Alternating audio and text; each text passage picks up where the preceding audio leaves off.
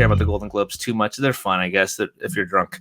But this is the first year that Todd and I are actually able to vote on the Film Independent Spirit Awards. Yes, we're both members of the Film Independent community. And this year we got a bunch of screeners to watch a bunch of movies, and we actually get to vote on who we think are going to win. So we're going to break down every category, give you who we think is going to win each category, or actually not who we think, but who we are personally voting for in each category. And then Todd said, "You know what? If you want." Well, let's speculate. Let's do it. Let's do it. How about you and I? We give who we think's going to win and who we are personally voting for. Does that sound fair? Yeah. Does that make sense? Yeah. And then we give a kind of a fun little ranking. Todd said, "Let's rank the categories if we've seen them." That want to jump right into it, Todd? Sure. All right, let's do it. First category we're going to talk about, guys, is let's talk about the Robert Altman Award. And that is that's going out to one film, and that's One Night in Miami. It's already got that. How do they determine that, Todd? And who is Mr. Robert Altman? Well, that category, along with a few others, are just decided. The winner is decided when the nominees are decided, and that's by their nominating committee. And Robert Altman was a director, sort of a legendary director, who always had these giant ensemble casts of just amazing actors. Nashville and Gosford Park and Shortcuts. Like, these are like great, like, smaller movies, but Altman was really the master of ensemble cast. So it's cool that they named their category after him. And One Night in Miami, I guess, is a pretty good example of that. Even though it's not a huge cast, it is a cast that does play off each other really well and has the scale of an Altman movie in a lot of ways. Would you have had this movie pegged as the Robert Altman winner before the nominations came out? I mean, I've never really been able to predict that one very well because true. They I don't know, they do it a little weird, and like if it's the Robert Altman winner, they won't nominate it for any acting awards. So there's movies I would have thought that Ma Rainey's Black Bottom, probably, because that just sort of filled up the nominations. Like, they could have just been like, okay, this is a Robert Altman winner, we'll give them their award that way, and then they could nominate a more selection of movies in the acting categories. But I wouldn't have thought One Night in Miami. I didn't even know it was an independent movie, to be honest. Yeah, that is true. I thought it was. Yeah, it seemed a little bigger, a little flashier as well. So there's a lot of movies here I didn't really realize were independent, and we'll talk about especially one of them, which I was like, where was the Oscar nominations for this movie? But anyway, we'll discuss that in a second. Let's go to our very first category that we're actually voting on, and I'll read this one off. And that is, where is it? Best Cinematography. I've seen a couple movies in this category here. So first nominees are Jay Cattell for She Dies Tomorrow, Shaber Kirchner for Bull, Michael Latham for The Assistant, Helene Levart for Never, Rarely, Sometimes, Always, and Joshua James Richards for Nomadland. A pretty dang good list of categories, if I do say so myself. I guess I'll start this one off here, Todd. Who I think will win would be Josh James Richards for Nomadland. I think that movie was just spectacularly beautiful. I loved it. It's one of my top 10 movies of the year after I watched it, based off this screener, who I personally will be voting for. I think out of all these movies, I think the one that was the most beautiful film would be Nomadland for me. I hadn't seen Bull quite yet. I'm looking forward to checking that one out because it has the 2 nominations, but I've seen the other movies, and it's a really close battle between Nomadland and Never, Rarely, Sometimes, Always, but I'm going to give the slight edge to Nomadland, and that's who I'll be voting for. So how about yourself? Yeah, Nomadland's going to win. Like, that's going to win the Oscar. I can't imagine a scenario where it doesn't win this award. And we should mention, like, we are to vote on these, we are supposed to take into account diversity, innovation, uniqueness of vision, and original provocative subject matter, which I think is strange. At no point in there does it say quality. But I mean, I get the provocative subject matter thing, because like there's a lot of times when there's like a clear, like, this is winning best editing at the Oscars and it's nominated here for some stuff but not editing, but they'll give it to something that is completely, just out there because it's a Spirit Award kind of thing, which I love. But I mean, the other things I'm like, okay, I guess. I mean, if you're talking diversity, I'm not really sure how you're supposed to. I mean, I don't know how I'm supposed to take that into account. when I'm actually voting on the winner. But yeah, I'm going to be voting for Nomadland as well. Nice. It's pretty clear. The one that I think I guess my ranking of them would be Nomadland, She Dies Tomorrow, Bull, The Assistant, and then Never Really, Sometimes Always. But She Dies Tomorrow is the kind of one that really that feels like an independent spirit winner in something. Yeah. But I'm just like, cinematography wasn't necessarily the thing I would think about, but I mean, it'd be more of an editing kind of thing. But yeah, but that would be my number 2. But Nomadland's going to win, and it should win. Yeah, that's a good point. I guess give you my ranking now. Nomadland, Never Really, Sometimes Always. But you're spot on with that. She Dies Tomorrow, right there. Though thinking about it now, that movie was my cup of tea, but there was something really unique about it as well. The visual there. So definitely the cinematography is a cool nomination for that movie. And then I would go with my 4th one, be the Assistant. And like I said, I hadn't seen Bull quite yet. So all right, let's go to our next category, and that would be Best Editing. Would you like to read that off, Todd? The Best Editing nominees are Andy Canny for The Invisible Man, Scott Cummings for Never Rarely, Sometimes Always, Marawai Jeremiah for Residue, Enot Sidi for I Carry You With Me, and Chloe Zhao for Nomadland. A lot of these movies are going to be mentioned a lot throughout these nominations. Yeah, absolutely. So go ahead. Predicting this one is I don't know. I think it's kind of difficult. I think the winner is probably going to be Never Rarely, Sometimes Always. But I really could see it going any number of ways. What about you? Yeah, this is definitely the harder one to call. I think you're a pretty good idea. I think Never Rarely, Sometimes Always is going to walk away with something, and for sure, and it deserves it. But the editing was really good in that one. I can definitely see Scott Cummings winning for editing for this. That Never Rarely, Sometimes Always. This is a tough one. I hadn't seen Residue. So that's one that I'm kind of out in the dark on. But Residue has it has a really flashy editing. It's a really gritty indie movie with a lot of stuff going on. So I mean that could be a winner. And so my rankings of them, I'm going to be voting for The Invisible Man. I didn't know that was even eligible for these awards, but the editing of that movie is nuts, and I'll be like, that's my number 1. And then Residue I have number 2, Never Rarely, Sometimes Always number 3. I Carry You With Me I liked a lot. I saw that like months ago when I first got the screener for it, and I really liked that one. And Nomadland I put number 5. I don't think editing is necessarily what makes that movie click, but I guess I wouldn't have a problem with seeing Chloe Zhao win like 3 awards here. Yeah, that is true. She deserves a lot of the awards and a lot of the attention that she's getting for Nomadland. It's a great movie. I think I have pretty much the same ranking as you do. Residue I haven't seen quite yet, but I will be voting for The Invisible Man. That's one movie I thought, like, where was the nominations for at the Oscars? It was fantastic. Yeah, I was like, where did it go? Nomadland, I think that's who I'll be voting for. And my ranking, like I said, will be the same as you. The Invisible Man. It was Never Rarely, Sometimes Always, I Carry You With Me, and Nomadland. And I haven't seen Residue yet, which I'll probably be turning on shortly after this. We're done recording here, so I can get it watched. So our next one is the Best International Film Feature.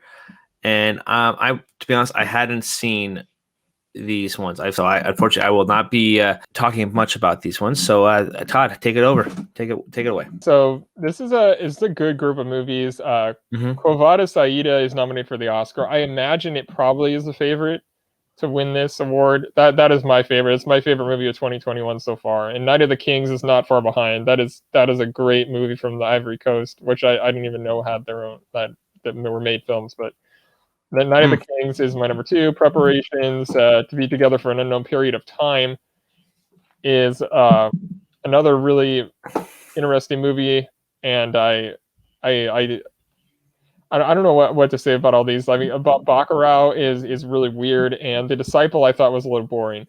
So that's my ranking. But Quo Vadis Aida should be winning this. It is one of the most intense things I've seen in a long time.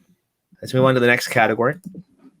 Best supporting male in a feature film.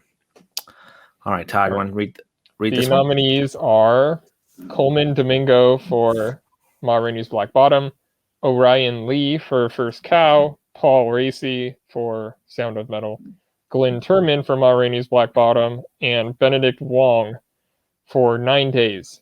Well, I'll start this one off. This one is some really good performances here. Some interesting choices for it. Like we were talking about Robert Altman. I think Ma Rainey's Black Bottom would have been a perfect fit for that award, and because instead of taking maybe not that the performances aren't deserving, because they are, but you take 2 spots up in this category where we could have seen some other performances elsewhere from other films. But regardless, some really good choices here. Obviously, I have one Oscar nominee as well with Paul Raci for Sound of Metal, and that is who I would be voting for to win. Paul Raci is fantastic in Sound of Metal, and the movie is amazing as well. One of my favorites of 2020. And Paul Raci was one of the big parts of why I love that movie so much. It's such a real performance, and I think that having him actually getting the nomination at the Oscars was a sigh of relief a little bit, because he was kind of snubbed at Golden Globes, some other the award circuits as well. But he gets the nomination here. Hopefully, he gets a win here. And even if he doesn't walk away with the award, there's a slight chance, not a slight chance, there's a pretty big chance that he probably won't on Oscar morning or Oscar after evening, whatever the case may be. But at least that he's recognized there. So Paul Raci for me is my winner in this category, who I'll be voting for. Then I'd probably go Coleman Domingo, and then Orion Lee, Gilman Thurman, and Benedict Wong for that's my kind of my ranking, how I would rank them, everybody out. But Paul Raci is my voting and my winner, and he probably will be the winner too, I would think. So, Todd, how would you rank him, and what's your thoughts? Yeah, Paul Raci probably is going to win this, which he should. He gave one of the very best performances of 2020 in any category. So he's my number 1. Number 2, I have Orion Lee. Number 3, Glenn Turman. Number 4, Benedict Wong. And number 5, Coleman Domingo. But I mean, I've said about Ma Rainey's Black Bottom, singling out one of the supporting guys in that is kind of a ridiculous task. They all give really equally pretty good performances, and that's why I just think this category is strange, having 2 of them in here. It really is taking up a spot of like someone who probably would have been a nominee in most years, which would be like someone like Bo Burnham or something. That would be a total Spirit Awards thing to do, but he pretty much got snubbed all award season, which is unfortunate. Best supporting female actress, and Todd, I'll have you read the nominees. Okay, the nominees are Alexis Chikaeze for Miss Juneteenth. Sorry, I butchered that. Yuri Han for Minari. Valerie Mahaffey for French Exit. Talia Ryder for Never Really, Sometimes Always. And Yu Jun-yoon for Minari. So another double nomination in this category. Another Oscar nominee as well for Yu Jun-yoon. Deserving, very deserving. I just watched that actually this week, so I really enjoyed Minari a lot. So it's a really great movie. Who do you think is going to win in this category? I'm guessing it's going to be, I think it'll be Yuri Han, which I mean, maybe that's wishful thinking, but I mean, I think Yu Jun-yoon is great, but Yuri Han is like, I feel like she's the heart of Minari, and I think that could be this will be the one time that she actually gets her due, is at the Spirit Awards. Yu Jun-yoon would be a very atypical winner at the Spirit Awards. Yeah, I was thinking Yuri Han was a good call. I wasn't actually thinking her originally, but now that you're saying that, I think that's really. I was thinking Talia Ryder. I think I can definitely see winning for this one, or maybe that's another wishful thinking one as well. Right. This is such a weird category. Tough, it's not weird, but tough, because there's, I think, 3 really deserving performances here. Haven't seen the French Exit, but based off kind of hearing your thoughts or seeing your thoughts, I'm kind of not really excited for that one. I've been saving that one, not in the back burner for watching. Yeah, well, Valerie Mahaffey she is good in that movie, but it's not. I don't know. It's a boring movie overall. My rankings for these, I have Talia Ryder number 1. I think she gives. I mean, she's a special talent, and like her performance, her character is just something that is hard to see the other actors doing. Yuri Han number 2, Yu Jun Yoon number 3, Alexis Chakazi, which is a pretty good movie. She's number 4, and I have Valerie Mahaffey at number 5, probably just because I don't like the movie very much. Yeah, I'll be voting for Talia Ryder as well. So that's my number 1. Yuri Han number 2. Yu Jung Yoon for number 3. Alex, basically the same ranking you did. Alexis Chikazi for Miss Juneteenth. And let's move on to the next category here. And that is Best Documentary. So the nominees for Best Documentary is The Collective, which was a double nominee at the Oscars. Crip Camp, Dick Johnson is Dead, which is an inspired choice. The Mole Agent, and Time. Well, now 4 of these are nominated at the Oscars, right? Oh yeah, that's right. 4 of these are. Yeah, that's right. Dick Johnson is Dead is the only one that wasn't. I forgot that kind of the favorite going in. Oh yeah, The Octopus Teacher. That's right. That was the Teacher. My Octopus I just watched Teacher, that this week. It's a delightful movie. it's really really interesting movie. This is a cool group of movies here. Like I said, I haven't seen The Collective or The Mole Agent, but yeah. So I could see Crip Camp possibly winning here. I can see Time winning. This is just a hard one to kind of predict without seeing 2 of them. What do you think's going to win in this category? This is probably the hardest category to predict. I would say Time is probably the favorite to win, but all of these, other than The Mole Agent would be an oddball choice, but all the other ones do kind of feel very indie and stuff that gets rewarded here a lot. My favorite of these was Dick Johnson is Dead. I think that's what I'm voting for. It's a really unique documentary, and Kristen Johnson, I believe, is the director. She just makes documentaries unlike any other filmmaker. What about you? It was definitely a fun watch for sure. I definitely probably the more fun watches to have in this category, but this is a tough one to pick. I think I'm voting for Crip Camp because that's just something I had no idea what was happening. Like I didn't know about this, and so I was definitely I learned a lot, and I thought it was a pretty interesting documentary. It's definitely more of a kind of a typical story of how you tell a documentary, but a lot of information, and I get it's probably a slight edge. If you're talking about enjoyment factor, Dick Johnson's Dead is definitely the one I would like to see win. I would not be mad or upset if it did win because it's a solid little film. But yeah, I'd probably go with Crip Camp, and that'd be my what I'm voting for. And I give you my ranking.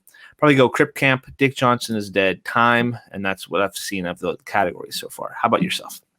I go Dick Johnson is Dead, The Mole Agent, which is that's another really fun movie and really different different documentary. Collective, I have number 3, which is a kind of a slow burn sort of. Crip Camp number 4, and I think Time is really overrated. I mean it's probably going to win, but I didn't necessarily like it that much. Yeah, it was. I understand what it's saying, and it just sucked those situations. But yeah, it was not my favorite documentary of 2020 for sure. I thought it was some other ones. But anyway, let's go on to the best male lead category here, and I'll have you read off the categories.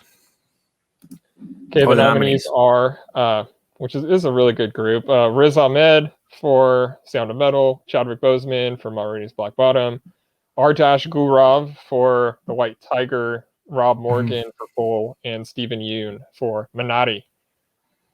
Nice. My goodness. This is a tough category, man. Such a tough category. Obviously, we have some Oscar-nominated actors in here. We have 3 of them, yeah. 3 of them, yeah, with Riz, Chadwick, and Stephen. All deserving of those Oscar nominees. Like I said, I haven't seen Bull yet, but The White Tiger, that was that's a really cool choice that they give him the nomination here. I like seeing that, that movie actually is nominated for an Oscar too. So pretty cool for the screenplay, which I think it's funny that the person who read out was one of the stars of. Priyanka. Anyway, Chopra, she's in that movie too. Yeah, there we go. Jonas. I remember that part. I didn't want to call her. Yeah. Anyway, this is a tough category, man. Like, of course, I love Chadwick, and I think he's the possible favorite to win this category. Of course, he's kind of sweeping everywhere. it was a really good performance here. But I'm going to vote for Riz Ahmed. I'm voting for Riz Ahmed for The Sound of Metal. Yeah, this is my. I think Riz Ahmed wins here too. I think this will be the one time that I don't think Chadwick Boseman's actually going to win. Because I mean, Sound of Metal is way more Spirit Awards than Maurice Black Bottom is. Yeah, that's a good call. I like I said, like Riz Ahmed, man. Like I love Paul. We talked about Paul Raci, but Sound of Metal. It's one of my favorite movies of 2020, and it was basically appeared. I believe it appeared on all of our lists of the best movies, or pretty dang close to being on our list, and it was just all in everyone's top 5. I'm pretty sure. Oh yeah, I'm pretty sure. There's some other movies that kind of might have pushed it out, but it's still my number 2 favorite film of 2020. It's a damn good movie, and Riz Ahmed is what carries that movie. I've been a fan of that guy, and I cannot wait to see what he does next. Stephen Yeun is fantastic in Minari. That movie is just really good too, and it's fresh in my brain too, so it's perfect. And Chadwick, I think that's it's unfortunate what happened, but is probably one of his better performances. I know that he's not the. I haven't been the biggest fan of like some of the movies he's been in, but he's a talent, so it's sad to lose a person like that who's so talented. But if I would to rank him, I'm voting for Riz Ahmed. I would go Stephen Yeun 2, and then maybe Chadwick 3, and Daresh Gurav for The White Tiger at number 4, and then Rob Morgan. I cannot wait to watch The Bull. So that's what I would say right now. Yeah, I have Riz Ahmed 1, Rob Morgan 2, Stephen Yeun 3, Chadwick Boseman 4, Ardash Gurav 5. Yeah, Bull is a really cool movie, and I think you'll dig that one too. Like Rob Morgan is a highlight in almost every movie he's in, and it's cool that he actually had a really big starring role. Yeah, absolutely. From when I was reading about it and I watched the trailer, I'm like, man, this looks like a really good dang movie, and I'm looking forward to watching it. There's when you get all those screeners. Like, here you go all at one time. It's kind of overwhelming. And it's like, which ones do I watch first? And I was like, whoa, the guys are going to be talking about these ones, so I better get those ones watched as soon as possible. And it's a little intimidating. I just miss life happens too. So, but it was cool. It's cool to get all these ones and we'll be able to watch some movies that are probably not going to be out for a long time. So it's cool. All right. Our next category is Best Female Lead. Best Female Lead, and this is a lot of great nominees here. We have 6 nominees to talk about. Which it's kind of funny they did 6 and where the guys only got 5. But I liked every single deserving category. Do they normally go with the even number here with the 6, or is it normally 5? I think this is just maybe they were too close on who they were deciding for a 5th spot, so they decided to include all of them. Because I mean, the fact that it's the only category with more than 5, it's got to be some sort of tiebreaker thing. Yeah, I'm not upset with any of these choices. This is a very strong category for sure, with some Oscar, nominated actresses here, 3 of them again, and 3 other performances that are really dang good. And this is going to be a tough one to decide who's winning here, because they're all very good. I guess I'll throw you the hardball question first. Who do you think's winning here? It's so tough, man. It's probably Frances McDormand, but she is sort of like indie royalty. So it's between her and Viola Davis, I think, but I don't know. I mean, I'd say probably Frances McDormand, but it's a tough call, because like in the past, I mean, Sydney Flanagan would be one of the ones that would definitely be in the running to win a Spirit Award, but this is a heavy hitter lineup. Yeah, heavy hitter for sure. And it's like each one of these performances could be who we're voting for. It's just this year it's so stacked, and any other year it could have been who we're voting for type of thing. Yeah, I can see Viola or Frances McDormand winning here. Viola Davis definitely had the best boob sweat of all the year. I'm gonna have to delete that because Terry might not like that. But anyway, definitely one of a cool performance that Viola is just amazing in everything that she's in. So it's cool that she had this kind of crazy character to be. But okay, who am I voting for? I kind of want to see Carey Mulligan take this, but she's one of the favorites to probably win the Oscar too. But then McDormand's fantastic. I think I'm going to vote for Carey Mulligan. I think I'm voting for Carey Mulligan for Promising Young Woman. Who are you voting for? I am going to vote for Carey Mulligan as well. And the reason is I think Viola Davis is in the wrong category. But I think she gives the best performance in this group. But I think she's supporting. So I would go with Carey Mulligan. All right. Yeah, definitely. All right. Let's do this kind of differently this time instead of having a group. My number 1 is Carey Mulligan. Number 2 for me, I probably would say Sydney Flanagan. Who would be your number 2? I go Viola Davis because I would give her the win, but she's number 2. Okay, that you're good. You're spot on. Yeah, she definitely has the bigger performance and probably one of the better performances in this category. But yeah, I'll put her at number 3 for right now. Still a really good performance, and I liked her a lot in that movie. Who's your number 3? So who is your number 3? Who would be your third choice? I have Frances McDormand third. Yeah, that would be. Dang, this is such a tough category. Number 4 would be Frances McDormand for me as well. Number 4 for me was Julia Garner. Yeah, because I'm a huge Julia Garner fan, like Ozark and everything. But she in The Assistant, she could be a movie star as well. Oh, nice. Yeah, I need to watch Ozark. I'm so behind on my TV. But I think I had Nicole Bayer for Miss Juneteenth at number 5 for me, and then Julia Garner would be my number 6 spot. But and then I would take it. Your number 6 would be Nicole Bayer, right? Yeah, I have Sydney Flanagan 5, and Sydney Flanagan 5.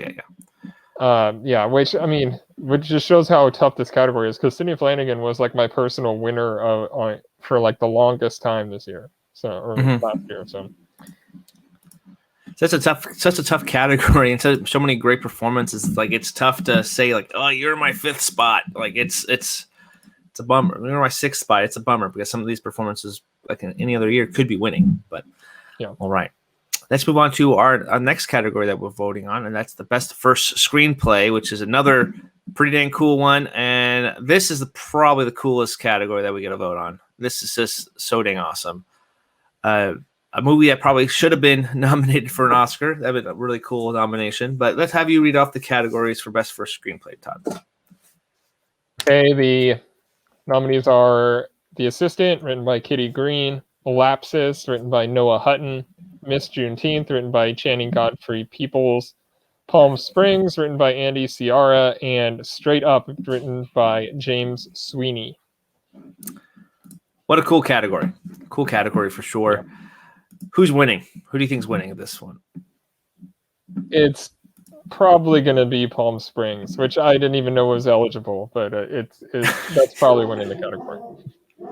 Yeah, that's probably winning it. I would love it for that one. I would have loved it to be nominated for an Oscar as well, for Best Original Screenplay, because this is a fun movie. Another movie that finished on everybody's top 10s, but Terry's. Oversight. Anyway, who are you voting for? Okay, this is where it gets a little hard, because obviously Palm Springs is the best movie in this group. It was in my top 5 of 2020. But I'm going to be voting for Straight Up, because that is the kind of movie that just oozes independent Spirit Awards. It reminds me of there was this movie that came out called Rocket Science in 2007 that was nominated for a few Spirit Awards, including Anna Kendrick was nominated for Supporting Female. And this movie reminds me of that, and which makes me think that this movie should have been nominated for several Spirit Awards, like especially Katie Finlay, who I think was good enough to be nominated for an Oscar. I loved Straight Up. It was just borderline outside my top 10 of the year, and yeah, Best First Screenplay seems like a good spot to reward it, even though Palm Springs is objectively better. Straight Up is a Spirit Awards kind of thing. Nice. Yeah, that's one I need to see. And Lapse is another one you text me like you got to watch this movie. And I started it too late this week, and I kind of fell asleep. And I don't want to judge something based off a sleeping thing. I'm not gonna do that. I'm not gonna do it here. I'm not gonna do it here. Anyway, yeah, I like The Assistant here. I like Miss Juneteenth for this category. Yeah, subjectively, Palm Springs is probably the better film, but being this thing, I'll probably vote for Miss Juneteenth in this category. I think it kind of fits this one, a smaller story. I like the lead performance. I like the performances here, the mother and daughter relationship, and it's probably what I would vote for. Then The Assistant, and then Palm Springs would be kind of my choice. Even though I think Palm Springs is considerably better. It's my top 8 of the year movies, and it's one of my favorites. And I love this kind of storytelling. But I'm gonna have to go with someone a little differently with this category here. So I'll vote for Channing Godfrey Peoples for the win here. Yeah, mine goes straight up Palm Springs, Lapses, mainly because it's a brilliant concept for a movie. Yeah. And it definitely fits this category well. Miss Juneteenth 4, and The Assistant 5. Yeah, I think this is such a great category, and it's like all these movies are it's cool that they got some love in this category for sure. So, all right, Todd, our best screenplay here. Let's go. Our first nominee is for Minari, written by Lee Isaac Chung. Promising Young Woman, written by Emerald Fennell. Never, Rarely, Sometimes, Always, written by Eliza Hittman. Bad Education by Mike Makowski. And Half of It, written by Alice Wu. Some really cool some cool movies here.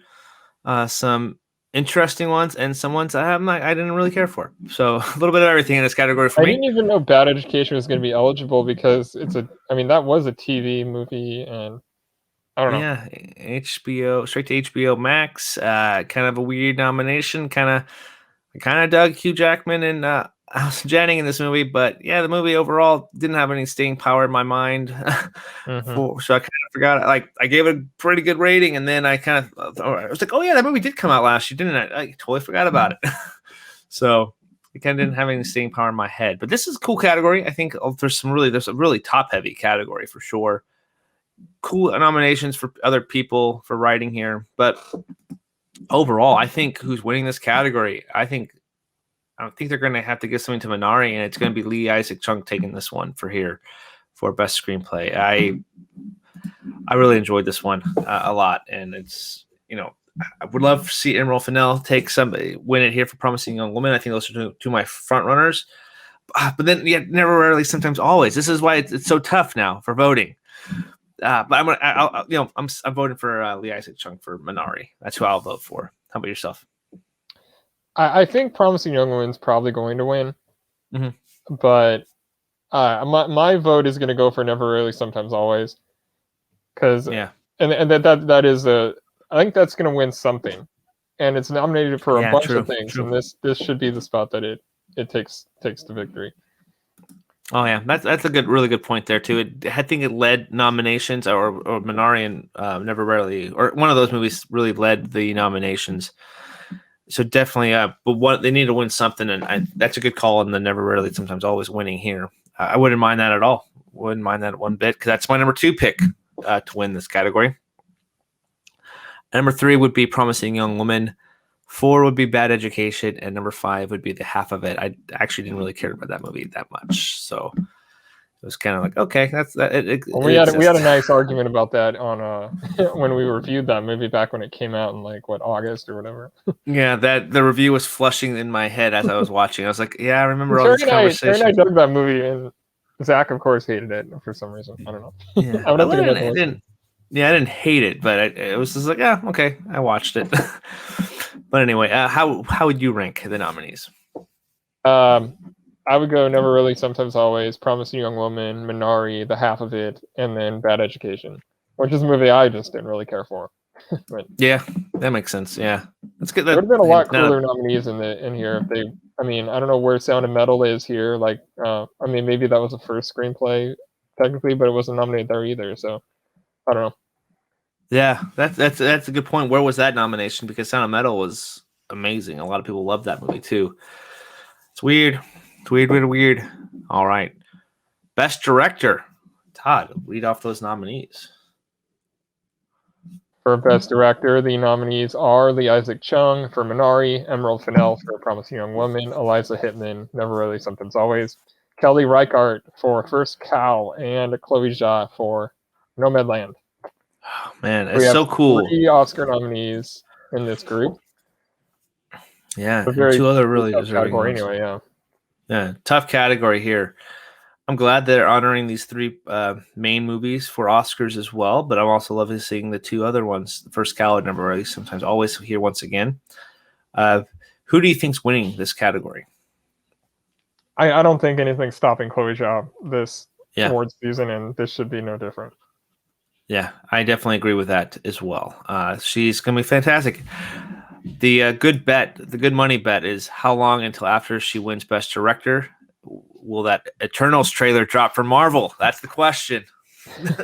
They're holding off on that trailer. That movie was supposed to come out last year, so who knows? Anyway, no Marvel talk today.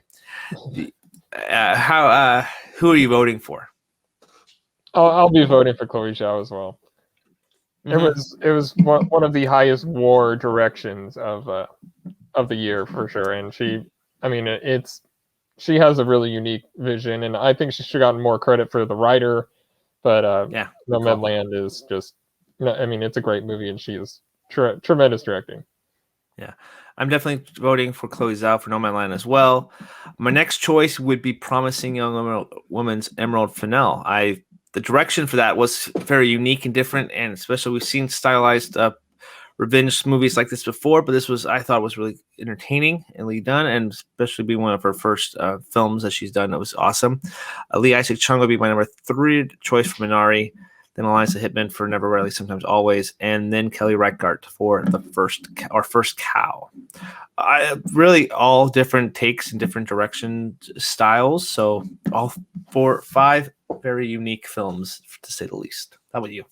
Yeah, I have Chloe Zhao, Emerald Fennell, Eliza Hittman, Lee Isaac Chung, and then Kelly Reichardt, which kind of sucks because I love Kelly Reichardt movies, and I just don't think First Cow is necessarily one of her better ones, but it's something that you get enveloped in her movies, and it sucks that I have to put her 5th because, in an ordinary year, I'd have no problem with her winning, but there's no way she doesn't hold a candle to the other 4. Absolutely. If you guys want to hear more thoughts on First Cow, make sure you check the Almost Sideways YouTube channel because Zach I put a review, his snippet review there. And you can also check out the podcast episode as well to check out First Cow with more detailed thoughts because he liked it a lot. Anyway, all right. Let's move on to the next one. John Cassavetes Award. We don't get a vote on this one, but Todd, you've seen all these ones. Give us a quick rundown on what to look for for these films. Yeah, the Cassavetes Award is one of my favorite things. It's the one that actually shows the true indie movies, movies that are under a $500,000 budget. A few of these are really good ones. The Killing of Two Lovers is my favorite one. That's who I guess we don't vote on this one, but if I did vote, it would be for that one. St. Francis, I have number 2. Which I saw a long time ago, but it was really cool, and I'm glad that it got some recognition. Residue, I have number 3, Leyenda Negra, number 4, and Lingua Franca, number 5, which is the only one that I was like a little like baffled that it got nominated, but it's a cool category. It's some good movies. I don't know what they're actually going to choose to win this thing. My gut says St. Francis, but it really should be The Killing of Two Lovers, and I know you agree with me on that. Even though you haven't seen it, I doubt that you're going to like it as much as you like that one. Yeah, that movie, Killing Two Lovers, is going to be a front runner. It could be tough to knock out of my top 10 next year. It's just a unique visual experience to take in, man. That movie, it conquered almost every emotion for me, and I absolutely loved it. It's one of my favorites, obviously, of this 2021 season. It just came out for a few months now, so definitely check a look for that one. I'm interested to see the other ones for sure, but I think I would be voting for Killing of Two Lovers for this one if I did have a say in it. So, All right. Moving on to our second to last categories here. This is another interesting category. Best first feature film. Some really good choices here. The 40-Year-Old Version, directed by Rada Blank. Yeah, really cool movie there. I Carry You With Me, Miss Juneteenth, 9 Days, and Sound of Metal. Really like this category. Todd, how about you? Do you like the category? Yeah, there's some good ones here. I mean, I wasn't the biggest 40-year-old version fan, but these other ones are really, really cool, solid Spirit Award nominees. Yeah, absolutely. It's cool that they didn't go like the Promising Young Woman route and just like throwing that one back in here too. They added some new takes in this one. It's interesting to see 9 Days in this one, considering it only had the Benedict Wong, which is kind of an odd nomination. We talked about that, a different time when I watched it. I liked the movie a lot, but it's kind of weird that that's the only one they got, considering that Winston Duke was getting praised and he kind of got snubbed out of it. But maybe that could have been the sixth vote. Who knows? But who would you be voting for here? I think it's a clear favorite for us. Yeah, I mean, it's Sound of Metal, and I'm pretty sure it's going to win. Yeah, absolutely.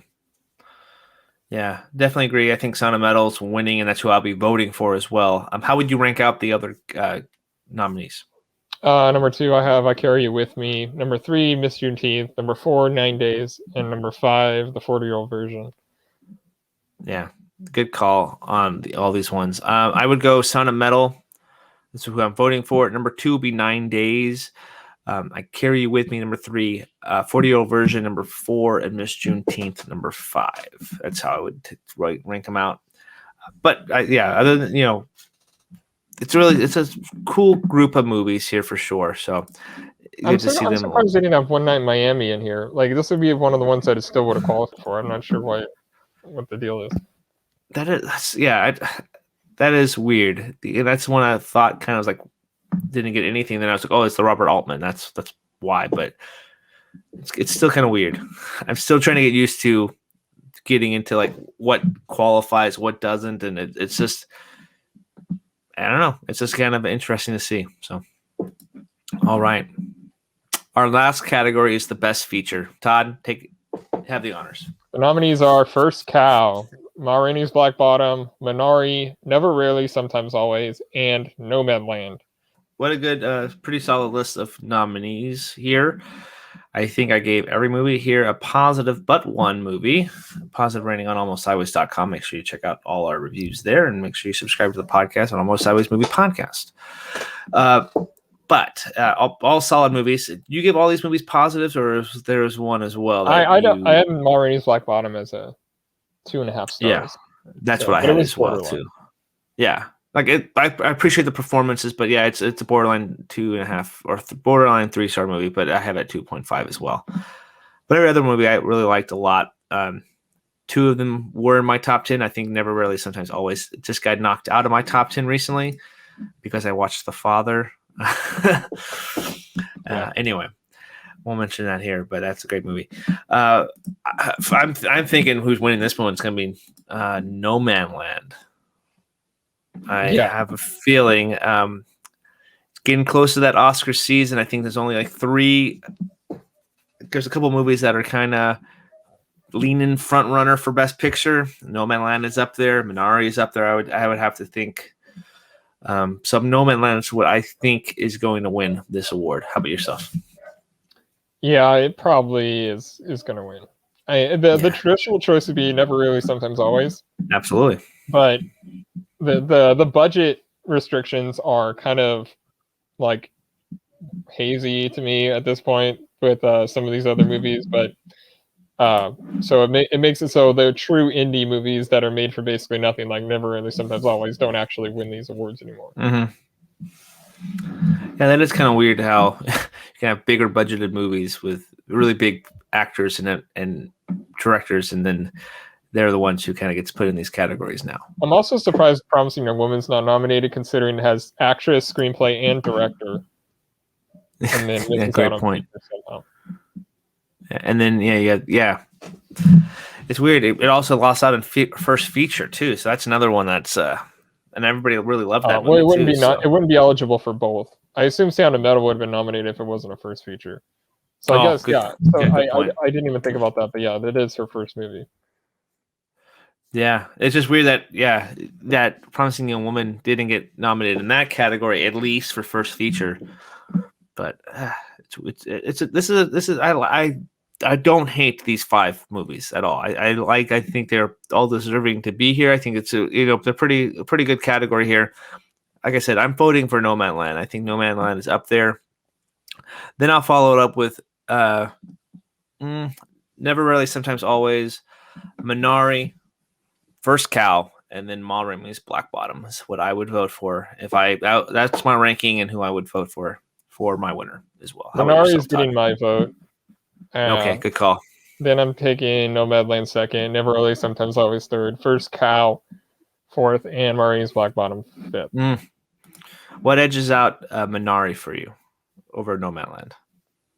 I think it's the overall like the emotional impact the movie had on me, because Minari made a very specific impact on me, where Nomadland is something I more admire than I do actually love.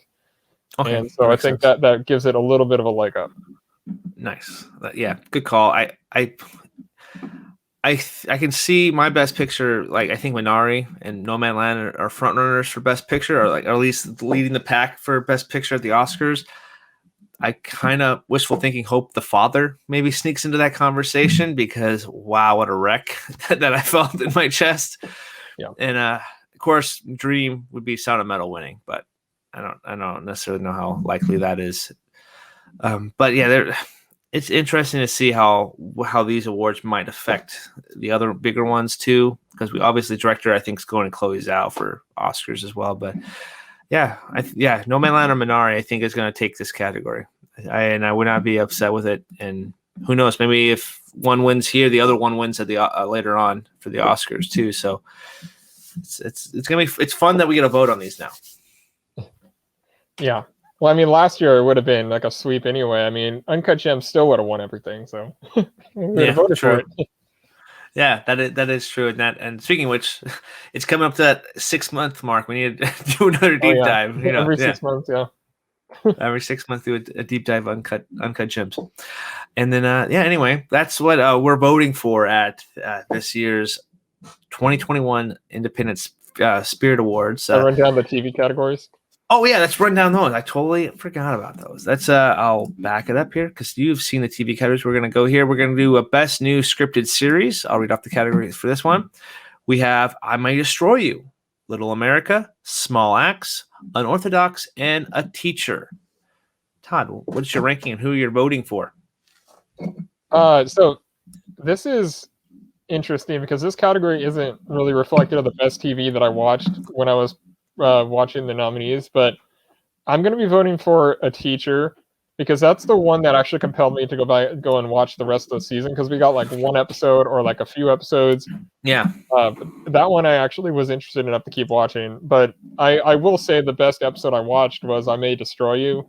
That's going to win this probably. It also is the winner of the Ensemble Cast in a Series award, which I don't know why they made that still eligible, but anything. So that's number 2. I have Unorthodox number 3, a show that I watched completely out of context the last episode because that's what they sent me, which is kind of frustrating. Small Axe is number 4, which has really high highs and I would say like not so good episodes as well. And Little America, I have number 5. That's more of like an anthological series. It's created by Kumail Nanjiani and Emily Gordon, which I didn't know until I started watching it. Oh, wow, and interesting. There's a lot of really interesting filmmakers that are throughout all of the nominees in the TV categories. Like A Teacher is like executive produced by Jason Bateman. So I mean, wow, okay. It'd be cool if that won, but it's going to be I May Destroy You. Nice, okay, cool. Good to know. I might have to take a look at A Teacher there, and maybe take a look at I May Destroy You. I think it's on HBO as well, possibly. Yeah. I think that's what it was. Yeah. All right, Todd. Best new non-scripted or documentary series. The nominees are. Well, I haven't seen any of those. You haven't seen any of these? Okay, no problem. This is Atlantis Missing and Murdered: The Lost Children, City So Real, Immigration Nation, Love Fraud, and We're Here. I believe you can find We're Here and Immigration Nation on Netflix. I remember seeing those. I'm not sure if they have the other ones, but I've heard some interesting things about some of these ones. So we haven't personally seen them yet, but if you have, hit us up on Twitter at Almost Sideways. City So Real is supposed to be really good. That's a Steve James documentary, which I just haven't gotten to yet. I've been wanting to watch that for a while. I don't know what's going to win this, though. I don't have no idea how the TV voting is going to go for the Spirit Award. So yeah, I just weird that they have the TV award categories, but hey, yeah. And it's weird that they only send us one episode. Yeah. All right, best female performance in a new scripted series. We have Elle Fanning for The Great, which Terry had watched, I believe, a couple episodes. Sarah Haas for Unorthodox. Abby McKinley for Work in Progress. Maritrey Ramkrishna. I'm sorry, I mispronounced it. Butchered her name. Never Have I Ever. And Jordan Christy Simone for We Are Who We Are. Have you seen any of these, Todd? Yeah, I've seen. I watched what they gave me of all these, and so the thing is, okay, the best performance here is Shiri Haas in Unorthodox, but what I kind of think is weird is that they gave like the best show that I watched of was We Are Who We Are, which is a Luca Guadagnino show, the guy who did Call Me by Your Name. And but Jordan Christine Simon, I mean, she's in the show, but she's not like a focus of the show. I could see how if I watch the whole series, which I am eventually, because it's from what I watch, it is a really great show. I think I'll vote for her just because I like the show so much. Nice. I put Shiri Haas number 2, Elle Fanning number 3, Maritrey Ramakrishnan, Never Have I Ever, which is a Mindy Kaling created. Mindy Kaling, yeah, I remember hearing that. Yeah. Which, I mean, that was a really creative episode. She is a dynamite actress, and she's going to be great. I could see myself just sitting down watching that season. It's easy to watch. And Abby McEnany in Work in Progress is sort of an annoying show, but I don't know that she's really that great in it. It's more of like a writing achievement, but I put her number 5. Okay. All right, we're going to go on to the best male performance in a new scripted series.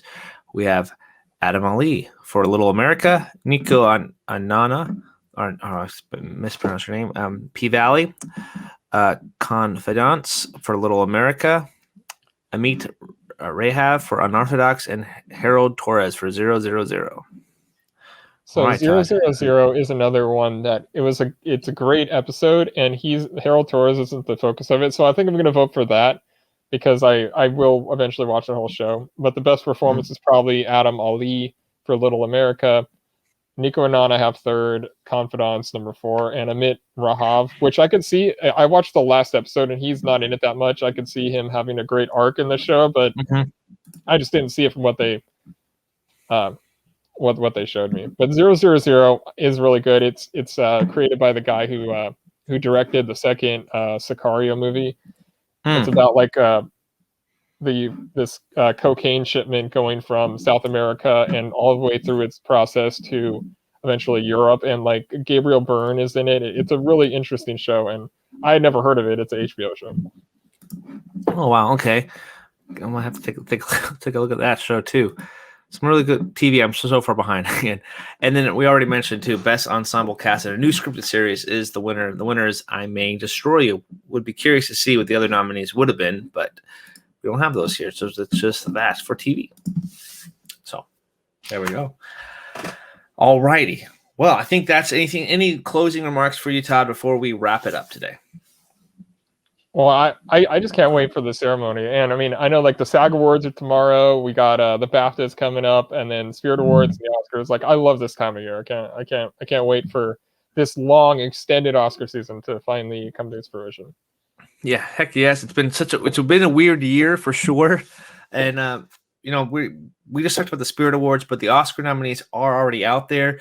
And I want to plug this as well. Every year when we do the Oscar Challenge, and I'm the defending champ this year. I'm going to come for my crown 2 years in a row, maybe. That never happens. But we will leave the link if you would like to participate in our Oscar Challenge. You guys can check the link in the show notes and to leave who you think is going to win the Oscar Challenge. Can you beat Todd, Terry, Zach, or myself in that challenge. It'd be all fun to see how you guys do and stack up to us. So, but anyway, my closing remarks on the Spirit Awards. This is pretty awesome to be able to actually vote on these things and see movies that haven't quite come out yet, and talk about some movies. And it's been the price of admission for Film Independent has already paid off in full, and we get it for 2 years. So I'm really excited to see what next year brings, and who knows, maybe we actually get some like stuff in the mail. Like I would like to actually hold some screeners too, and it'd be really cool. But digital is always, it's still fun though. So anyway, yeah, I'm pretty stoked about it. So that's it. That's it. What do you guys have winning for the best movies at the Spirit Awards? Let us know down in the comments section down below. Until next time, this is Adam and Todd, and I think we're going to close it off right there. So we'll see you later. Bye.